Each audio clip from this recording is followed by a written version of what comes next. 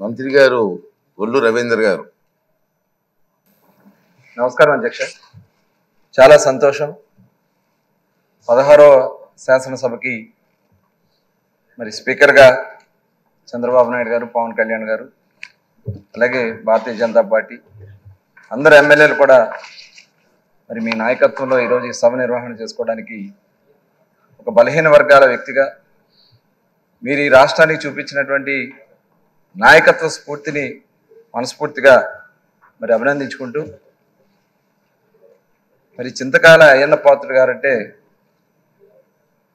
ఒక అభిమాన పాత్రుడిగా ఈ రాష్ట్రంలో ఉన్నటువంటి ప్రతి ఒక్క తెలుగు బిడ్డ, ఒక ఆంధ్ర రాష్ట్రమే కాదు అధ్యక్ష, ఉమ్మడి మరి ఆంధ్ర రాష్ట్రంలో తెలియని వ్యక్తి ఉండరు అధ్యక్ష.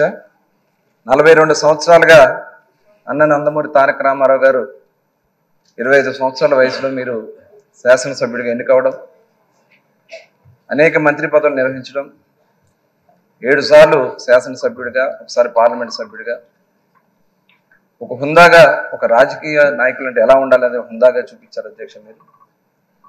మరి అటువంటి మీకు గత 5 సంవత్సరాలు ఎన్ని ఇబ్బందులు కలిగించారో ప్రతి ఒక్కరు కూడా బాధపడ్డారు అధ్యక్ష.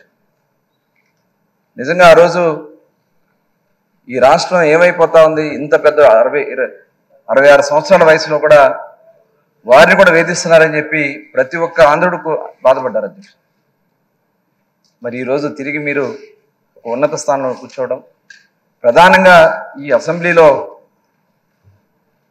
చాలా అవమానాలు జరిగినాయి అధ్యక్ష ఎమ్మెల్యేలకి.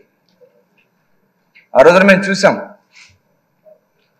బండబూతులు మాట్లాడారు అధ్యక్ష. ఈ దేవాలయం లాంటి ఈ అసెంబ్లీలో బూతులు మాట్లాడే వ్యక్తులు ఇవాళ అడ్రస్ లేకుండా పోయారంటే నిజంగా ప్రజాస్వామ్యంలో అది సాధ్యమయ్యేదానికి ఇది ఒక నిదర్శనం అధ్యక్ష. ఖచ్చితంగా ఇవాళ ఆంధ్ర రాష్ట్రం ప్రజలు కోరుకున్నారు అధ్యక్ష, ఇవాళ మొక్కుకున్నారు, చెట్టుని పుట్టని దేవుణ్ణి అందరినీ మొక్కుకున్నారు. ఈ రాష్ట్రంలో అరాచక ప్రభుత్వం పోవాలని, చంద్రబాబు నాయుడు గారి నాయకత్వంలో మళ్ళీ ఈ రాష్ట్రం అభివృద్ధి చెందాలని ప్రతి ఒక్కరు కూడా కోరుకున్నారు. మరి ఆ విధంగా ఈ సభను నిర్వహించాలని, తప్పకుండా ప్రతి ఒక్కరు కూడా ఈ సభ కార్యక్రమాలు ఉపయోగించుకుని ఈ రాష్ట్ర అభివృద్ధిలో భాగస్వాములు కావాలని మరొకసారి కోరుకుంటూ, మరి ఈరోజు మీరు ఆ స్థానంలో కూర్చోవడం మా అందరికీ కూడా ఆనందంగా ఉందని మరొకసారి తెలియజేసుకుంటూ ధన్యవాదాలు తెలియజేస్తాను.